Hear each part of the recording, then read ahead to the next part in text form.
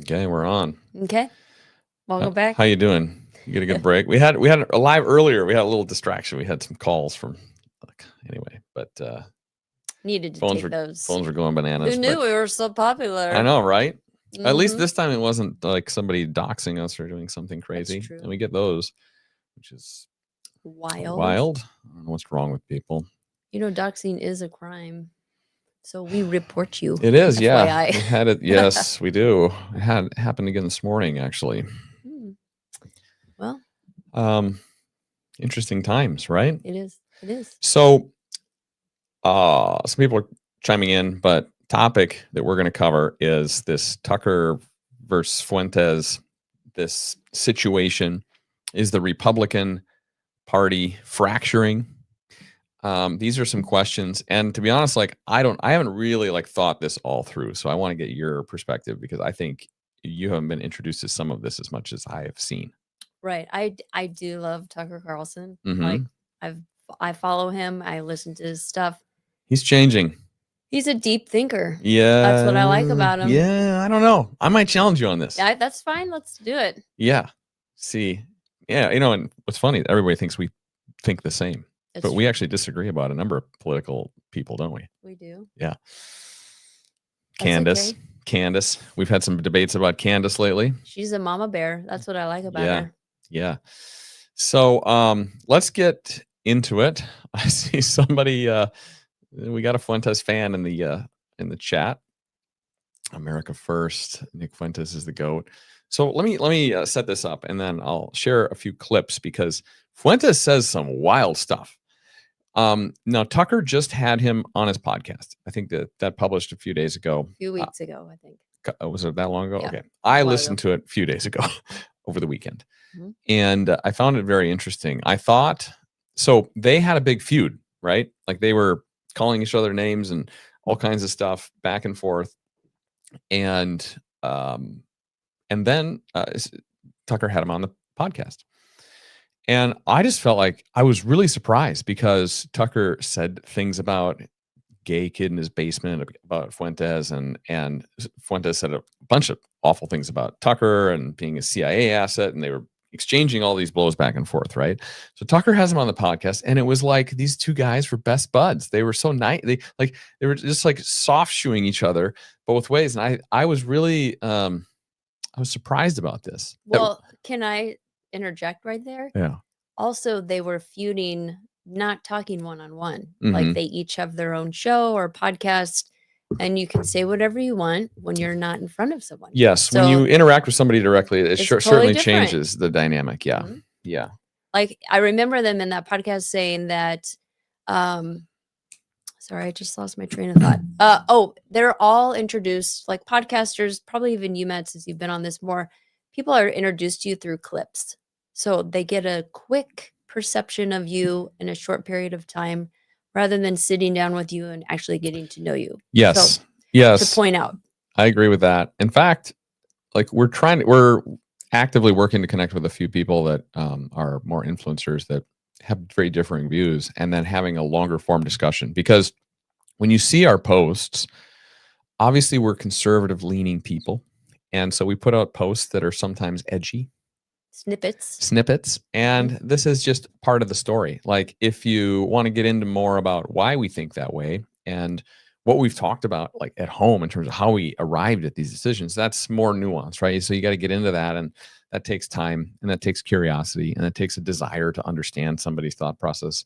But it's so much easier, to your point, to just sort of villainize, condemn, hate these days, especially with dopamine rush from social media. And we're guilty of it too. I really try to be nice, but obviously, like sometimes people no one likes to be attacked. No one likes to be attacked. And we are pretty much attacked on a daily basis. We are. I think our skin has gotten a lot thicker. Yeah. Because of it.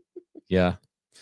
Well, and I think it's made us, I think as our channel has grown, it makes us appreciate like when we get people that really support and enjoy what we do, because we've had so much opposition. Like I think we could have come into this journey, let's just say as the opposite viewpoint, and we'd get love from all angles of the globe. Yes. But we think that some of those ideas are counterproductive. Right. So we try to highlight that and bring it up. And then we got our kids on the channel, and there's parents all over the world raising their kids with without them. Yes, without them around, or without they have social media as their parent style. Yeah. And they don't know what they're doing. We see it a lot too. We see kids jumping into our direct messages and our comments, and they're young. They're very young, and their parents don't know that they're online. So anyway, let's get into this. So Tucker and Fuentes. So he has them on, and they're pillow fighting, over the whole thing. And they're very cordial on the podcast. Yeah. So it really surprised me, and so I want to talk. Let's break down each individual quick, and then I want to show some clips. Okay. So Tucker, I've been a fan of Tucker for a long time. Loved him on Fox. Like, we haven't really watched Fox News since he left, and I liked his take on things. I thought he was, fair and aggressive with certain topics. And then even my son wanted his book, read his book, right? I don't know if he really read it. Yeah, but I did. I thought it was awesome. Yeah, but I personally think he's getting weird. Like, he's really shifted, and he's like against now the party that he's been so supportive of, and so that to me is interesting. But that's one similarity that he shares with Nick Fuentes, right? Nick Fuentes is America First, the Groypers. They have pretty strong opinions about sort of the demographic makeup in the country. Some people would call them neo. Got to be careful what we say on these platforms. German, he's referenced that he admires things about Hitler and Stalin, and so he's and some of that maybe he does for engagement. You're talking about Tucker? Fuentes now. Okay. So Fuentes is he's super edgy, but he's got a very loyal America First following. That's why he liked Trump specifically in the first term. Yeah, but now he hates Trump. Now he thinks that they're not going far enough. And there's things we don't think they're going far enough on either.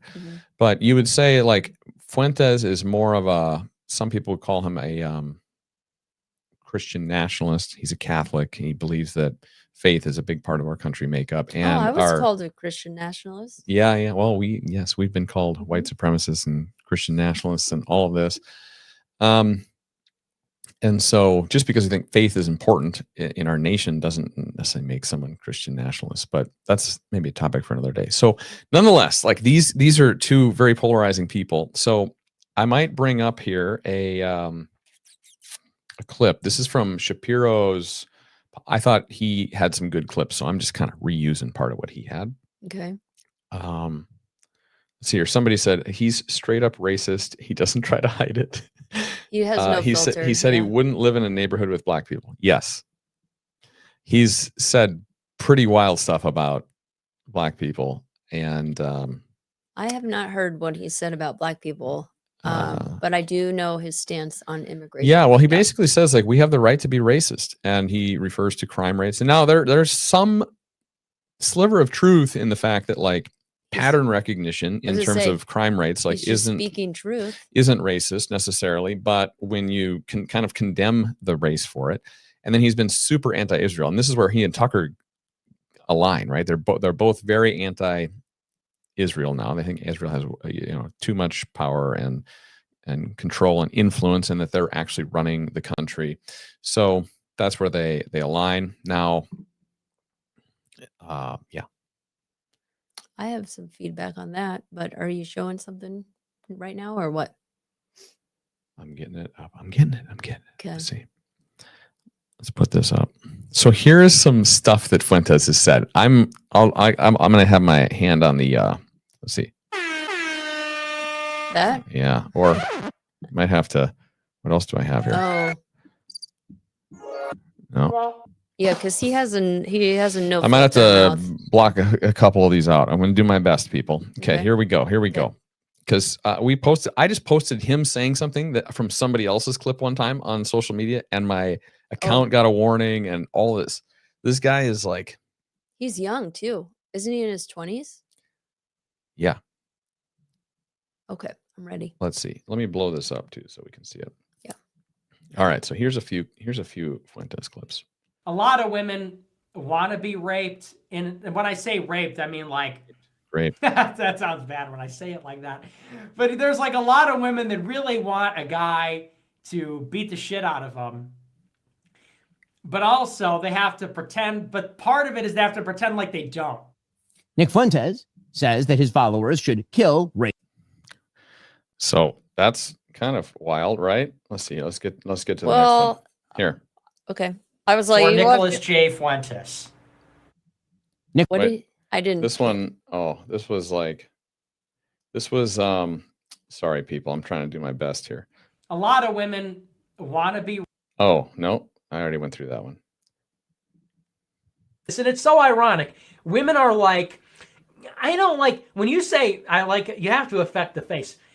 When you say to repeal the 19th Amendment, that offends me. That hurts my feelings. It's like, have you ever stopped and considered that maybe if you get offended, there's such a strong emotional reaction to political opinions you disagree with across the board? Maybe that's one of the reasons why you shouldn't be making political decisions. I'm not attacking women. I'm attacking whores. You have no problems, right? I'm attacking whores. I'm attacking sluts. Stupid, dirty bitches. Wow. Nick Fuentes. Wow. I mean, whatever. Honestly, like he's right when it comes to women and their emotions. Mm, We've talked to this, having women in power, yeah. like a female president. I Yeah. don't think is a good idea. Yeah. And actually, other people will say that there would be more wars under women in power. Yeah. Well, I know actually you have a stronger opinion about this than I do. I think women, I've worked with some incredible women that are great leaders, and I've worked with some that are not. Okay.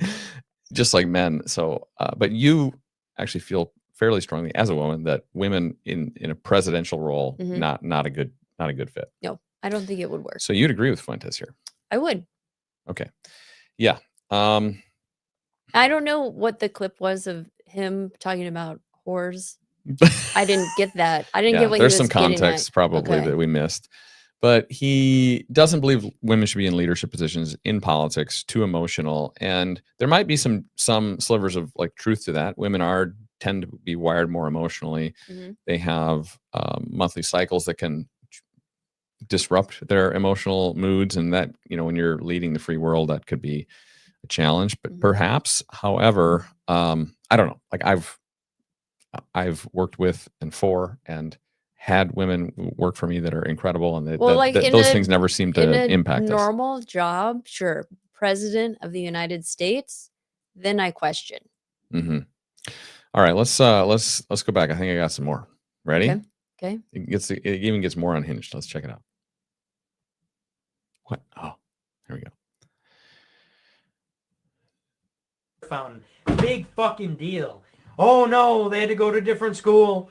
Their water fountain in that famous picture was Here he's worse. talking about Who cares? segregation. Grow up, drink out of the fucking water fountain. It's water. It's the same. And even if it was bad, who cares? Who cares? It's better. It's better in general. We all agree it was better for them. It's better for us. Better in general. Nick Fuentes says that white people are justified in being racist. Reason that we talk This is about more this, recent. by the way, I This know a is lot new of black background. people see this and they go, man, why are you always talking about black people, this and that? Because there just needs to be some shame here. Well, there's a few reasons. First, white people are every single bit justified in being racist. Every single bit justified, to the extent that that means going out of your way to avoid black people when you see them. Nick Fuentes is a Hitler admirer and a Holocaust denier. Here we go. Buddy, it's Führer Friday. It is Hitler Friday. Shut up. It is Heil Hitler Friday, nigga. Heil Hitler, all my niggas Nazis. Hitler was a pedophile and kind of a pagan. It's like, well, he was also really fucking cool. So, time to grow up. We're not children anymore. Am I right? Am I right? Am I right, boys? Am I right? Let's go. He was also really fucking cool. It doesn't really sound correct to me. Wait a second. It takes 1 hour to cook a batch of cookies, and you have 15 ovens, probably in 4 different kitchens, right? Doing 24 hours a day, every day for 5 years. How long would it take you to make 6 million? I don't know. It's early. So, do you know the reference there? No. Okay, well, he's talking about gas chambers Oh. as ovens. Well, I mean, okay, I have heard he says he idolizes Stalin or Hitler. Yeah, even on Tucker's podcast, he made a reference to December or whatever, or 18th, some date, and he said, yeah, that's Stalin's birthday. I admire him. And Tucker's like, oh, we'll have to come back to that. Never came back to it. Well, probably because they got to talking. Yeah. In defense there, like, I'm not saying I like these people. I'm just defending poor little Nick Fuentes. Sure. He doesn't need much. He does a good job of defending himself. Well, I would say of these people, everyone usually sees them as evil, right? Hitler is pretty much evil because we know the context of the Holocaust and his world domination idea. Yeah. But maybe there was a part of him, like, how did he get to that? He probably had a mindset of like, that's my goal. And maybe that's what Nick Fuentes was referring to, of like, he had his mind confirmed and he set his eyes on the goal and he worked hard to get there. Maybe that's why he likes him. There, you could say that there is an element of their, let's say their success might have been in an evil direction. Stalin too killed lots of people. Yeah. But they accomplished a lot in their time. And so maybe, I don't know, it just seems like kind of dangerous, maybe a little reckless to say stuff like that. Well, that's because people narrow it down and they immediately think of the worst thing out there. Yeah. Yeah. In correlation to the person. Like, this is a hate-filled society. Honestly, everybody, just how we pointed out, everyone only knows people from snippets off the internet. So they're usually so both of these guys are very anti-Israel at the moment. Tucker And Nick. in general, anti-Semitism, anti-Israel is becoming very mainstream. You have Candace Tucker as conservative influencers. You have Nick Fuentes, who's been on this train before others got on it, I think. And so that is interesting to me because Israel has long been kind of an aligned partner in the Middle East. We have some shared, elements of religion there. They are, you could say that they are, if from a religious perspective, they're like surrounded by Muslim countries, and maybe we want them to be successful in whatever they're doing. Yes. I would say people who are against Israel aren't necessarily against Jews themselves. Yes. I do think that those are two different things. You're right. People won't separate that. Yeah. If you say you're anti-Israel, you are immediately anti-Semitic. Yeah. And I don't think that's true. And I think that barrier or that break needs to be, people, I guess, need to explain that in more detail. But I don't think the people who say they're anti-Israel really hate Jews. Jewish is a religion, an ethnicity, and a country, right? So, yeah, there's like barriers, or there's segments within that group. Yes, it's that's what makes them very unique. Because I do think that there's a few things that can be simultaneously true. Like, do they have the right to defend themselves in the region when things happen? Yes. Do they have the right to oppress areas in the region? No. Do they have too much influence globally? Seems like it, right? Yeah. And so we could support in some way, like their ability to defend themselves, but then like how much influence do they have, and does that impact like what we do? So yeah, I do think it's a small country and it does have a lot of power. However, you have pointed out to me, like, if your ethnicity got wiped out, you would come back with a plan that would never happen again. And so you put up all these barriers. You would protect yourself and others, even if it's to the extreme. Yeah. Think about this. Like what you just said is, if our race was like almost wiped off the planet a couple of times, we would probably get together and be like, all right, We can't let this happen again. We can't let this happen again. So Mhm. we're gonna do some things that might be a little morally like edgy, Mhm. so that we ensure that that never happens again. Right. And so that's where That I some feel of they these can Mossad, defend themselves. yeah, with these that. these Mossad extortion rings and honeypotting and Epstein, all of this, like they seem plausible when you step back and look at it. But in this, people, we're just talking about Israel, the government of Israel. We're Yeah. not talking about Jews. Yes. So like this I is know a where you bunch of have Jewish people. They're great. Yeah. They're lovely people. They're hardworking. They're successful. They have a culture about them that is unique and interesting. It's not, yes, you're right. You have to distinguish, like, we can disagree with the government, Mhm. but love the people. Those are two distinct things. Some people are blending them though. Yes, actually, everyone is, except us. I feel like we're the only people who are separating the two. Mhm. Nobody is separating them, and that's why it gets cloudy and judgmental. And this is where it's stemming. This anti-Semitism is stemming. Yeah. Well, and even now, Candace, we'd love to get her on our podcast. We got to work on this. We got to get her on our show. Yeah. And we might be able to do that. We might have a connection, because it would be really interesting to like dig deeper with her on some of this. But she has made some pretty compelling cases that even Charlie's assassination has some connection to Israel. Israel government. Yes, the government. Yeah. She's got some stuff. I'm not going to speak about it. That's her podcast. So you can watch it. But I do listen to it because she is making me think. And I like people who make me think. And I like to second guess myself, even though I know I'm usually 100% right. That's not true. Is that right? Let's see what else we got on this. On Nick? Yeah. And he's just a young kid He speaking is. up. Well, yes. Well, I heard if you listen to Tucker, he went through a whole bunch of hard times where people were pinning on him. They were trying to cancel him. So he's got a thick skin. He's got a big backbone now, and he's trying to. There's a lot I agree with this guy. America first in general. Yeah. Okay. I just like, I don't know that, like, I've heard his argument for why fracturing the Republican Party is part of his plan. Like, he feels like it has to be sort of wiped out and restarted again, in terms of the conservative party. But boy, that's dangerous. Like, I don't know.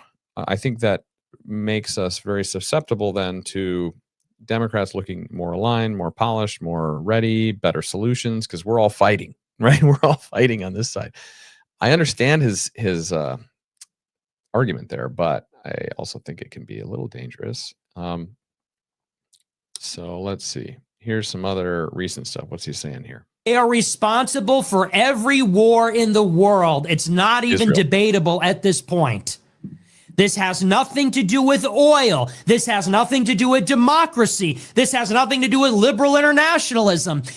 We are at war with Iran because they pose a threat to Israel's hegemony. That's why we're bombing their nukes, to pave the way for regime change so Israel can dominate the region, because that makes them the most powerful they can be. There is an occult element at the high levels of society, and specifically among the Jews. So many of the people that are perpetrating the lies and the destruction on the country, they are evildoers. They are people who worship false gods. They are people that practice magic or rituals or whatever. And more than anything, those people need to be, when we take power, they need to be.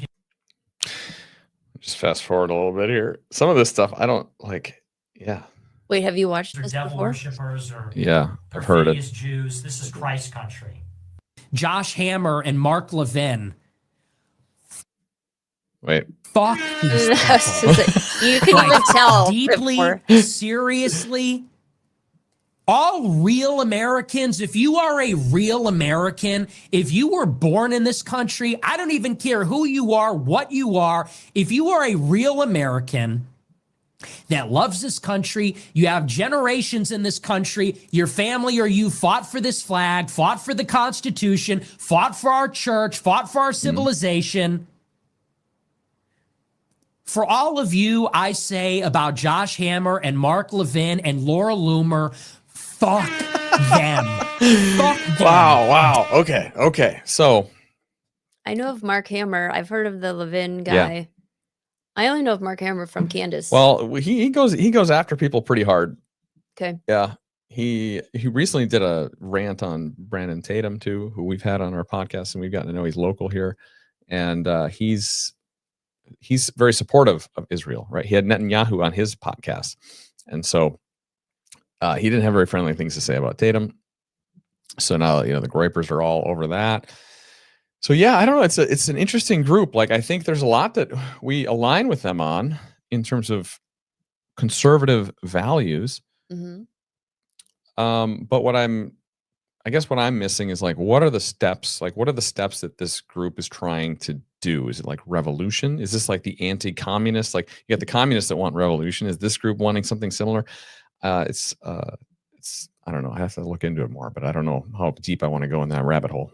Well, I have an idea, but are you going to show some things on Tucker, or is this all your stuff on? Let me see. I'll hold off a little bit. Yeah, here. Let's get to Tucker because he's got some stuff too. I will say, when we were at Charlie Kirk's memorial, I thought Tucker gave an amazing speech. Yeah, he talked more. He's been at America Fest too and gave great speeches there. I guess I just see him. He and I align. We're realists. I think he literally just says it. But you think he's going crazy? But I don't know if he's going crazy. I mean, maybe he's ahead of the curve. But like, I thought he was ahead of the curve when he went to Russia. I was like, hey, this is like, we should not be scared to go and understand another culture. And he went over there and came back, and people condemned him for trying to understand how Putin thinks. Like, why wouldn't we do that? That seems totally rational. Right. That we would want to understand how they think. We want to see how their culture is operating. We took a trip there in August for 2.5 weeks, and we have a very different view and an appreciation for Russia. Now, you could, government aside, like the people there were great, right? And so he's been ahead of the curve on things like that. I don't know, but let's see what he has to say here. This is not ideological. How did that happen? How did that? We don't have to worry with the profanities and stuff here with Tucker like we do with Fuentes. Happen. And at a certain point, I don't think the average person cares as much about abstractions as about the concrete reality of his life. And if you can't use your subway, for example, as many people are afraid to in New York City because it's too dangerous, you have to sort of wonder, like, isn't that the ultimate measure of leadership? And that's true, by the way. It's radicalizing for an American to go to Moscow. I didn't know that. I've learned it this week. To Singapore, to Tokyo, to Dubai and Abu Dhabi. Because these cities, no matter how we're told they're run and on what principles they're run, are wonderful places to live. So I guess you put in 10 rubles here. So he's in Moscow, and we can validate this. We were there. It was super safe, super clean. We were on the subways. It is nothing like going through New York or Chicago or LA. We were on the subway past midnight with our children, with our kids. It was quiet. We were in the busiest part of the area. We were in from Moscow. The train station to the busy part of the city. It was just quiet. People sitting there. It was clean. It didn't smell like urine. It was. So people condemn totally him for this, different. but he's asking a valid question, which is like this leader, Putin, is doing something right. You can condemn him for maybe a lot of things, but there's something going on that's working there. People will tell you, though, he's probably murdering them behind. Sorry, you can't say that either. He's probably doing something behind closed doors. Yeah. Now, we didn't see police there. There was not like a police presence anywhere that we went. No, not really. We can save that for a whole like Russia overview. But what Tucker's showing here is, and you get it what back we experienced over there too. When you put the cart back. They generally like. Oh, free, I like that. But there's an incentive to return it and not just bring it to your homeless encampment. I went from amused to legitimately angry. So we were guessing what this would cost. Everybody hears from the United States buys groceries, and we didn't pay any attention to costs. We were just putting in the cart what we would actually eat over a week. And we all came in around $400, about $400. It was $104 US here. And that's when you start to realize that ideology maybe doesn't matter as much as you thought. Corruption. If you take people's standard of living and you tank it through filth and crime and inflation, and they literally can't buy the groceries they want, at that point, maybe it matters less what you say or whether you're a good person or a bad person. You're wrecking people's lives in their country, and that's what our leaders have done to us. When Tucker Carlson interviewed. I believe that.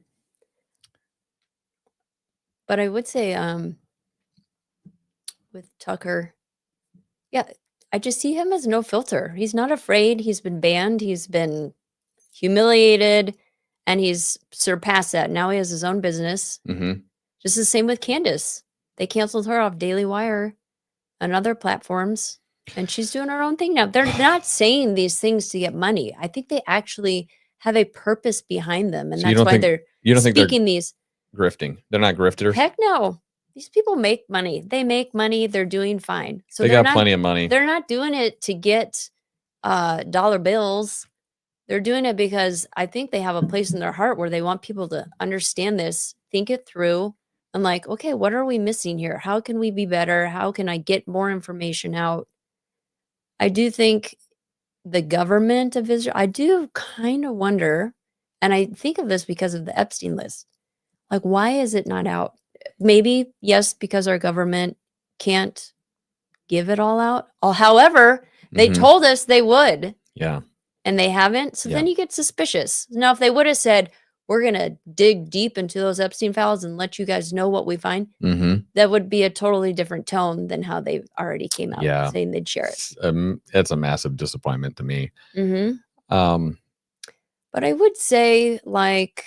But there's things in there I don't think we can fully appreciate. Like when you have world leaders that are implicated, this could make civilizations like fall and fight themselves. And I'm not saying it's right to withhold this information, but I imagine that that's part of it. If there was like you can talk about Trump, but like if there was really evidence implicating Trump, like hard to believe they wouldn't have brought it out. They wouldn't have brought it. Like they would have definitely exposed that.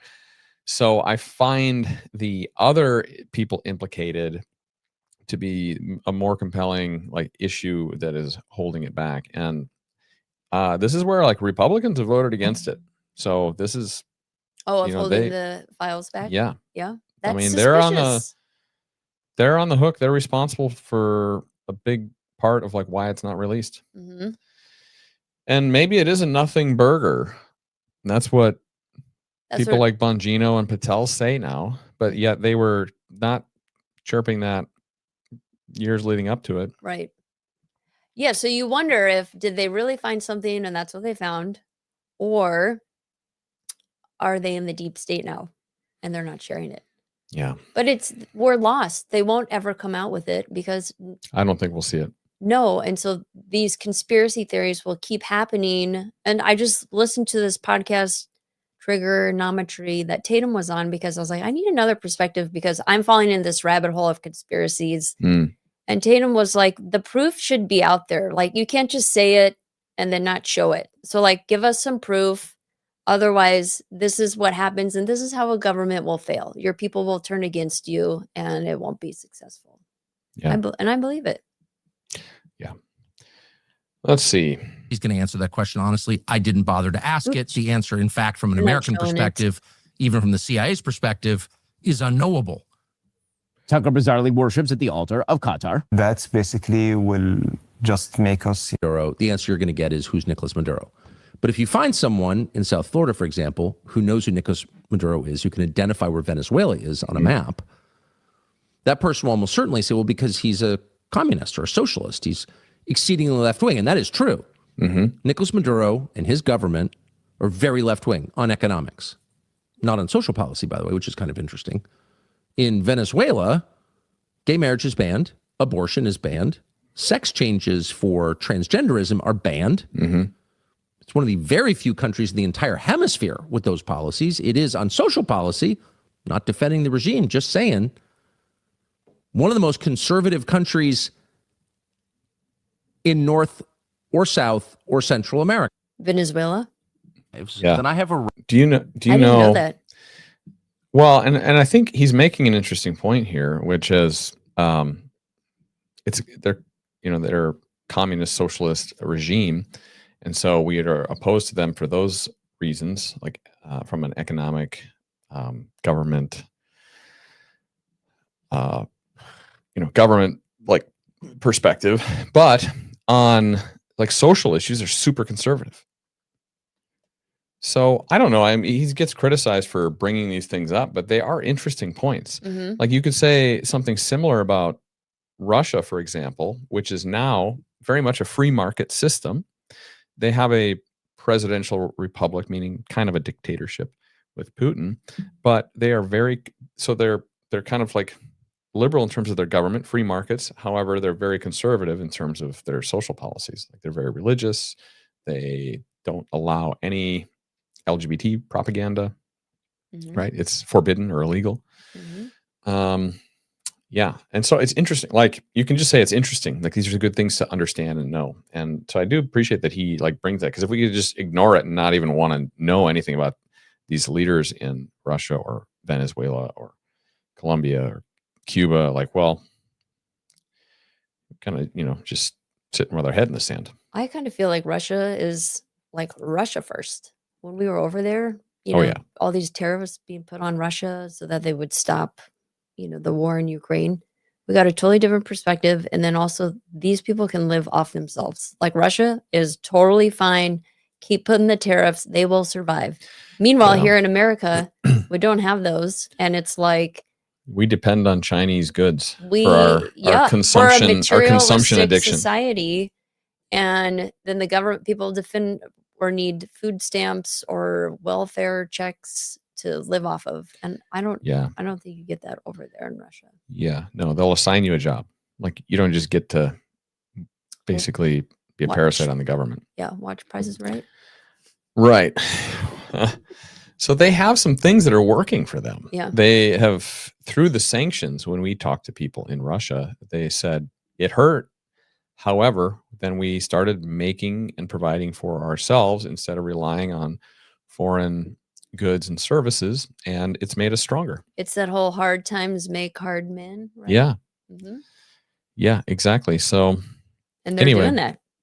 Well, let's do this. We're kind of, we've taken up a little over half an hour, so let's wrap it. But like any takeaways here, Fuentes, Tucker?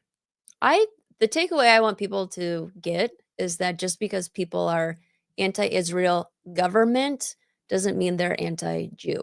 And I think that's it's pretty fuzzy.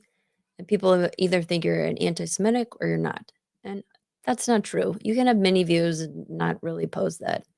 Same with like if you have a bad experience with, say, a black waiter, it doesn't mean you're a racist person. It just had bad service. And I do think our country, I used to think it was like whites, blacks, ever since Obama, where he has to make sure that there's a racist component. I do think now it's black, white, and Jewish, because I feel that is just being what the mainstream media is coming across. They're trying to force this anti-Semitic behavior on people, and I think it's mingling and it's in line with racism. I don't like that. Yeah. We're one nation. Yeah. I do believe we can be anti-Semitic and critical. No, we can be not anti-Semitic and critical of Israel at the same time. Yes, but people don't think that. Right. And I guess what I also take away from this is I wish that Fuentes, Tucker, Candace, the conservatives would get aligned more on the overlap of things that they agree on. Like I think a lot of us do agree, America first. Let's have policies that are America first. But the infighting isn't going to win us the next election. Right. And that's still where things get done in Washington. And we still got massive problems that need to be resolved. But with that, let's close it out. Thanks all for attending, tuning in. Appreciate it. Peace.